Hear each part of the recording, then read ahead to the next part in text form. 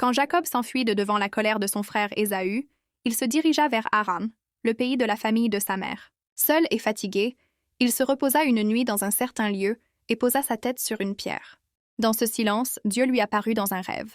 « Je suis l'Éternel, le Dieu d'Abraham, ton père, et le Dieu d'Isaac. Le pays sur lequel tu es couché, je le donnerai à toi et à ta descendance. Voici, je suis avec toi. Je te garderai partout où tu iras. » Genèse 28, 13, 15. Jacob se réveilla rempli de crainte et déclara « Certainement, l'Éternel est en ce lieu, et moi, je ne le savais pas. » Genèse 28, 16.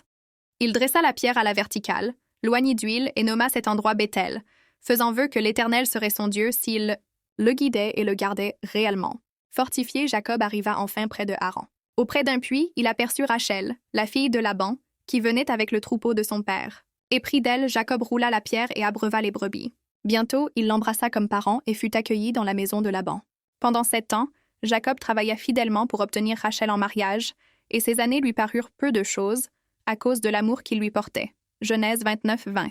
Mais, au moment venu, Laban le trompa et donna sa fille aînée Léa à la place. Quand Jacob s'en plaignit, Laban répondit « Cela ne se fait pas chez nous de donner la plus jeune avant l'aînée. » Genèse 29, 26. Lié par la coutume et son désir, Jacob accepta de servir encore 7 ans pour Rachel. La famille grandit, car Léa, Rachel et leurs servantes mirent au monde des fils qui deviendraient les chefs des tribus d'Israël. Avec le temps, le service de Jacob dépassa 14 ans, car Laban chercha encore à profiter de lui. Mais Dieu donna à Jacob la sagesse, et par un soin particulier dans l'élevage des troupeaux, il s'enrichit abondamment. Les fils de Laban devinrent jaloux, et Jacob perçut que le visage de Laban n'était plus envers lui comme auparavant. Genèse 31, 2. L'Éternel lui apparut de nouveau et lui dit « Retourne au pays de tes pères et de ta famille, et je serai avec toi. » Genèse 31, 3. Avec le consentement de Rachel et de Léa, qui reconnurent elles aussi la tromperie de leur père, Jacob s'en alla en secret avec sa famille et ses biens.